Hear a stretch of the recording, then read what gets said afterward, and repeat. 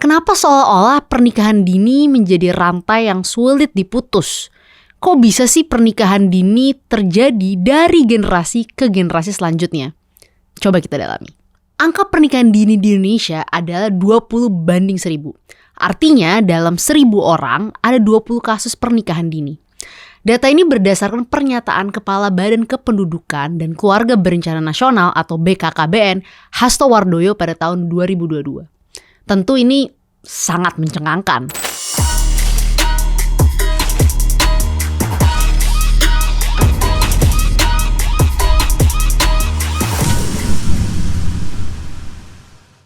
Ada kasus yang cukup besar gue rasa kemarin di pertengahan tahun 2023 kita dihebohin sama kasus pernikahan dini di Kabupaten Blitar. Tercatat sejak Januari hingga Mei 2023 ini gitu ya, sebanyak 108 anak meminta rekomendasi untuk menikah. Ini jumlah yang gak sedikit sama sekali, dan ini kita harus ingat ini satu kabupaten doang gitu.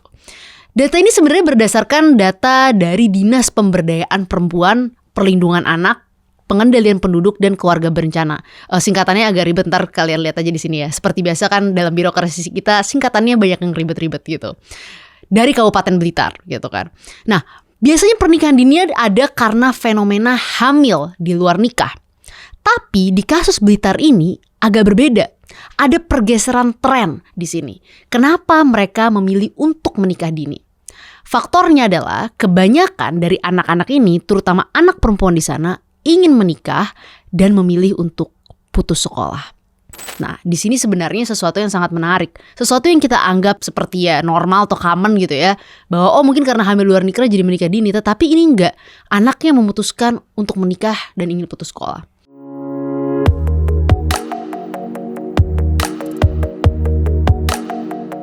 Mungkin kita tarik dulu secara lebih jelas ke definisi kali ya. Emangnya apa sih yang disebut pernikahan dini gitu kan? Berapa sih batas usia nikah yang sah menurut hukum di Indonesia? Kalau berdasarkan pasal 7 ayat 1 Undang-Undang Nomor 16 Tahun 2009 tentang perkawinan, usia minimal menikah itu untuk sebuah perkawinan adalah 19 tahun. Nah, ini sebenarnya sudah direvisi karena di undang-undang sebelumnya yang tahun 74 usia minimalnya 16 tahun. Gitu. Jadi kalau nggak salah ini sudah pernah diajukan ke Mahkamah Konstitusi dan diputuskan oleh Mahkamah Konstitusi bahwa usianya harus naik. Nah, karena itu pernikahan dini itu bisa disebut pernikahan dini ketika pernikahan itu dilakukan di bawah usia 19 tahun. Tetapi terdapat juga nih aturan di Undang-Undang Perkawinan pasal 6 ayat 2 yang tertulis bahwa apabila mempelai gitu ya, calon mempelai belum memasuki usia 21 tahun, maka yang bersangkutan harus mendapatkan izin dari kedua orang tua agar bisa melangsungkan pernikahan. Nah, kalau misalnya kita lihat usia nikah yang ideal menurut BKKBN itu sebenarnya 21 tahun untuk perempuan dan 25 tahun untuk laki-laki. Tapi realitanya kita nggak bisa nutup mata juga gitu kan. Kalau di Indonesia ini jangankan usia 19, bahkan ada yang usia 15 tahun dan bahkan ke bawah itu sudah menikah. Ini realita yang memang ada sehari-hari.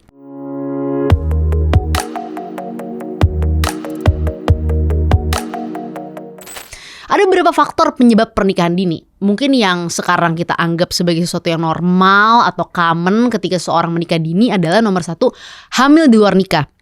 Itu kan akhirnya seorang anak perempuan gitu kan, atau bahkan laki-laki yang misalnya menghamili dia, terpaksa harus menikah sebagai konsekuensi tanggung jawab atas perbuatan yang dia lakukan. Tapi juga bukan hanya itu gitu. Ada banyak faktor-faktor lain yang lebih kompleks daripada hamil di usia yang dini. Misalnya apa? Minimnya edukasi tentang pernikahan dan ya seks gitu kan. Misalnya tidak mengerti konsekuensi dari melakukan aktivitas-aktivitas seksual gitu ya, karena mungkin tidak ada pendidikan seksual yang baik. Akhirnya ya ini sebenarnya ada kaitannya sih, korelasinya dengan misalnya hamil dini gitu kan. Akhirnya mereka harus menikah gitu. Faktor yang lebih kompleks lagi sebenarnya dan menurut gue juga jarang banget dibahas, dianggap serius adalah faktor ekonomi. Banyak misalnya dari anak-anak perempuan gitu atau anak-anak laki-laki, ya kita harus akui ya mayoritas pernikahan dini ini yang menikah lebih awal itu biasanya perempuan. itu sangat didasari dengan pemahaman bahwa dengan menikah mereka bisa mendapatkan pendapatan atau rezeki yang lebih banyak gitu kan. Harapannya bisa mendapatkan nafkah dari suaminya, harapannya dengan mendapatkan nafkah dari suami juga bisa menopang keluarga mereka yang biasanya juga terjerat dalam faktor-faktor ekonomi. Belum lagi ada faktor putus sekolah gitu kan, dimana banyak anak-anak ini yang tidak memiliki tujuan hidup serta pemahaman yang baik mengenai kehidupan berkeluarga. Jadinya dianggap bahwa nikah itu adalah tujuan gitu kan, dan nikah adalah solusi atas persoalan-persoalan yang menimpa mereka gitu. Sehingga sekolah, pendidikan tidak dianggap menjadi tujuan yang utama, apalagi berkarir ke jenjang yang tinggi. Yang juga kita harus pahami, selain faktor ekonomi, faktor pendidikan, putus sekolah gitu ya, ada faktor-faktor yang sifatnya kultural tentang bagaimana anak tersebut atau orang tua memiliki sebuah mindset. Biasanya mindset yang keliru dari seorang anak itu juga terjadi, terutama untuk perempuan. Masih banyak yang mikir kayak gini nih, ini sebenarnya juga ada efek-efek dari kultur patriarkal gitu ya. Buat apa sih sekolah, berkarir tinggi-tinggi, toh ujung-ujungnya nanti juga ngurus dapur, ngurus rumah, ngurus suami, ngurus anak gitu. Jadi kenapa nggak dari awal aja langsung menikah dan mempersiapkan diri untuk mengurus hal-hal yang sifatnya domestik seperti itu. Dan kemudian orang tua juga biasanya memiliki sebuah mindset yang mirip atau kadang-kadang lebih ekstrim kalau misalnya gue bilang gitu. Misalnya, udahlah cepet nikah lah. Mereka berharap kalau anaknya cepet nikah, tugas mereka juga selesai gitu, sudah sukses bagi orang tua. Agar misalnya anak mereka juga terhindar dari pergaulan bebas, atau misalnya juga menganggap bahwa secara kultural anak saya cepat laku, atau juga menganggap bahwa anak mereka sudah sukses karena mereka sudah mengantarkan anaknya ke gerbang pelaminan gitu.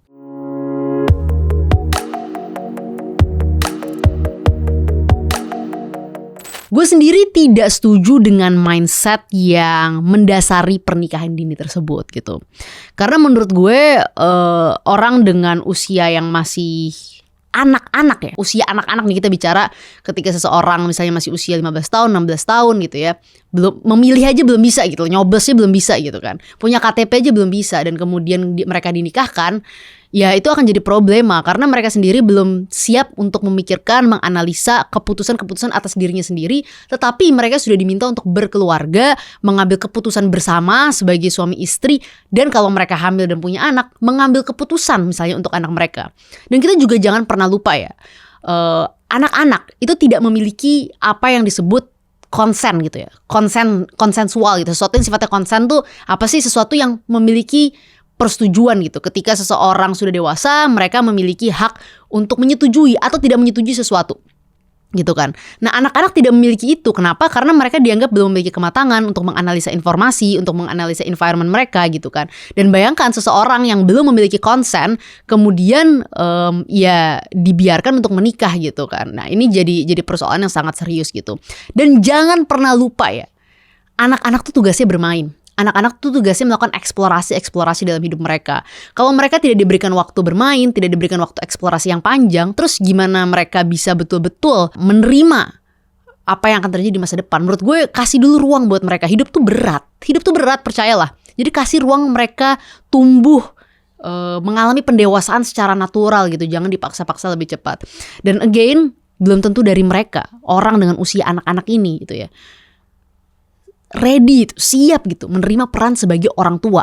Kalau mereka belum selesai dengan diri mereka sendiri, dengan masa anak-anak mereka sendiri, akan sangat berat untuk mereka tiba-tiba harus mengambil peran sebagai orang tua, menjadi sebuah keluarga, menjadi sebuah safe environment untuk anak yang akan mereka lahirkan. Itu akan berat juga untuk mereka secara psikososial.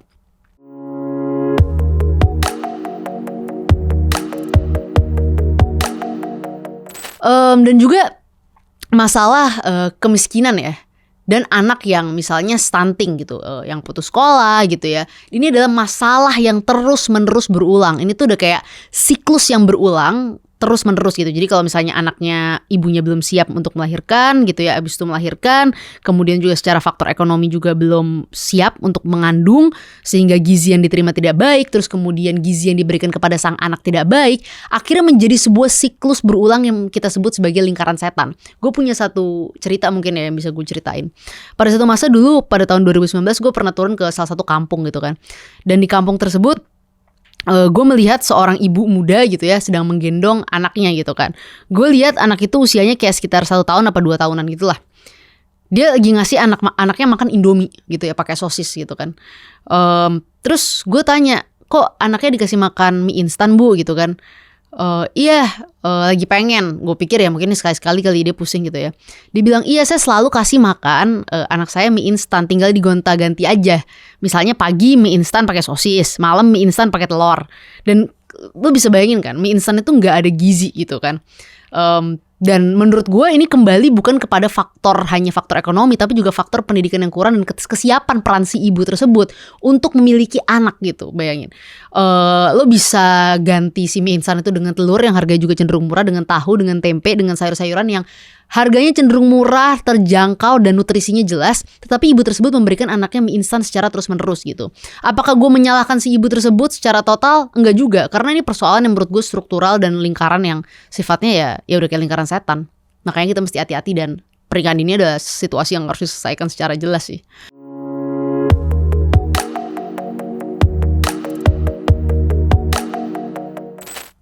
Menurut gue ada juga persoalan-persoalan lain juga yang lebih personal gitu ya kepada pernikahan dini ini. Misalnya secara psikis gitu ya. Kadang kita lupa bahwa secara psikologis pernikahan dini itu punya dampak yang juga signifikan kepada si anak perempuan maupun anak laki-laki gitu. Kalau lo masih dalam usia anak, lo tuh sekarang kayak lagi berkembang gitu loh. Emosi lo masih mungkin belum betul-betul stabil. Lo masih mencoba memahami environment lo masih mencoba mencari acceptance dari environment yang lo ada gitu. Dan bayangin ketika lo lagi dalam masa-masa mengadjust situasi itu, lo harus berumah tangga gitu. Dan tentu rumah tangga itu kan bukan sesuatu yang mudah untuk dilalui gitu. Itu kan it's a very challenging journey gitu yang harus dilalui dengan secara siap, secara matang. Dan ketika lo melalui itu, terus kemudian ada keributan, ada apalagi ketika lo harus melahirkan, ada berbagai macam adjustment, punya anak dan lain sebagainya dalam berumah tangga. Tapi lo masih dalam situasi psikologis di mana lo mencoba untuk menerima acceptance, adjusting to kayak adulthood dan lain-lain. Jadi menurut gue ini juga harus dipikirin sih secara psikologis tuh nggak gampang loh. Pernikahan ini punya efek yang juga bisa mendalam, yang bisa menancapkan trauma, menancapkan masalah persoalan mental yang juga serius bagi orang-orang yang melakukannya gitu. Bahkan kalau lo mau lihat ya, gue punya beberapa orang yang ngadu ke gue lewat komunitas gue di Teman Sandar, itu bisa menghasilkan semacam depresi, trauma yang berkelanjutan, dan juga misalnya perceraian secara dini gitu, karena memang mereka nggak siap dan akhirnya memilih untuk bercerai. Parahnya lagi kalau sampai karena tidak bisa menemukan titik temu di dalam satu rumah tangga, sampai KDRT dan lain-lain. Ya ini menurut gue sesuatu yang mungkin aja terjadi dalam semua pernikahan sih. Tapi again ya, banyak banget percikan-percikan problematika yang bisa tumbuh ketika lo emang gak siap untuk menjalani sebuah pernikahan. Secara kognitif gitu ya, dan kalau kita lihat secara rasional gitu, aspek rasional, usia remaja juga belum memiliki kemampuan untuk pengambilan keputusan yang cukup matang. Ya kayak tadi gue bilang, karena belum punya konsen, karena masih harus melalui pendewasaan gitu ya. Akhirnya banyak keputusan-keputusan yang belum tentu matang, bisa jadi diambil secara sepihak, belum punya kedewasaan dalam menghadapi masalah yang ada, dan juga kemampuan problem solvingnya belum terlalu baik karena mereka belum banyak menghadapi berbagai macam dinamika atau persoalan yang real dihadapi di masyarakat gitu. Nah, gue harus akui, meskipun pernikahan dini itu tidak hanya dilakukan oleh perempuan ya, gue juga tahu beberapa laki-laki yang memilih menikah secara dini, bahkan di usia yang mungkin cenderung sangat muda gitu. Tetapi memang kenyataannya pernikahan dini ini cenderung paling merugikan perempuan. Kenapa? Karena pada akhirnya yang kemungkinan besar akan terhambat dari baik secara sosial, secara pendidikan, itu adalah perempuan. Kalau laki-laki menikah dini, mungkin mereka masih punya kayak semacam second chance ya, walaupun gak gampang juga karena mereka dituntut untuk menjadi seorang ayah, menjadi seorang kepala rumah tangga, memberi nafkah dan lain sebagainya. Tetapi perempuan gitu di dalam kasus ini punya persoalan yang lebih mendalam. Seperti apa? Ketika mereka menikah, terus mereka harus memiliki anak, harus mengurus anaknya, dan kemudian harus fokus ke situ, belum menyelesaikan pendidikan dan lain sebagainya.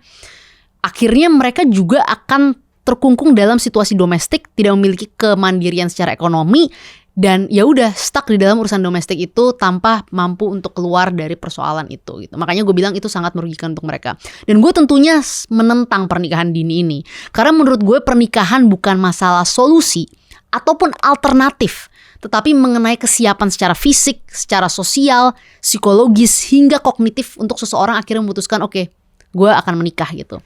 Makanya ini bukan sesuatu yang bisa diselesaikan, maksudnya segala hal yang berkaitan sama hidup lo, faktor ekonomi lah, faktor sosial atau apapun yang ada, itu bukan sesuatu yang bisa diselesaikan dengan menikah. Karena menikah it's a new journey, itu adalah sebuah fase hidup baru gitu, bukan sebuah solusi, tapi adalah sebuah fase hidup yang lo harus memiliki kesiapan ketika lo memilih melakukan itu gitu.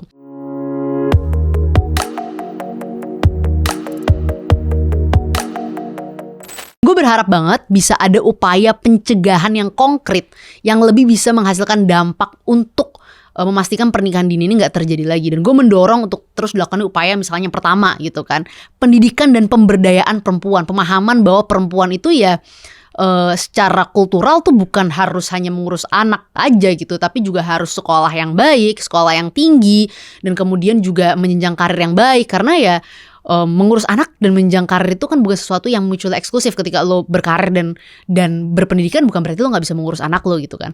Dan yang kedua juga pentingnya sosialisasi tentang pendidikan seksual. Mungkin banyak orang yang anggap ini kontroversial, tapi jangan lupa, pendidikan seksual itu bukanlah pendidikan pornografi, tapi pendidikan untuk memahami apa yang pantas dan apa yang tidak pantas, agar kita bisa mencegah nih hal-hal seperti kayak hamil di luar nikah, anak-anak yang juga misalnya ingin mencoba aktivitas seksual. Kita harus cegah ini dengan adanya pendidikan seksual untuk betul-betul memahami dan mengubah mindset kita terkait apa yang boleh dan apa yang tidak boleh juga gitu kan. Dan jangan lupa yang ketiga, tercapainya mindset yang setara, kesetaraan gender di masyarakat. Menurut gue ini penting karena ketika kita bicara kesetaraan gender, kita jadi memahami bahwa ya yang namanya pernikahan itu adalah sebuah relasi yang penuh konsensual antara seorang laki-laki dan seorang perempuan yang sudah sama-sama dewasa, yang keduanya memiliki kesiapan yang matang. Bukan hanya tentang urusan biologis, tentang urusan melahirkan, tentang urusan mengurus anak ketika si perempuan dan si laki-laki juga belum siap gitu. Mungkin itu kali ya sedikit pemikiran gue soal pernikahan dini. Karena menurut gue ini emang persoalan yang sangat kompleks dan gak bisa diselesaikan hanya dengan 1-2 kebijakan. Mungkin butuh long term solution, tapi ya tetap harus dicegah dan tetap harus diselesaikan. Menurut kalian kira-kira gimana sih cara kita bisa menghentikan jerat pernikahan dini di Indonesia yang kayaknya tuh udah seperti lingkaran setan? Coba share pendapat kalian di kolom komen di bawah ini. Well, ini bukan opini belaka. Lo baru aja dengar suara Samara. Karena ini Paradigma.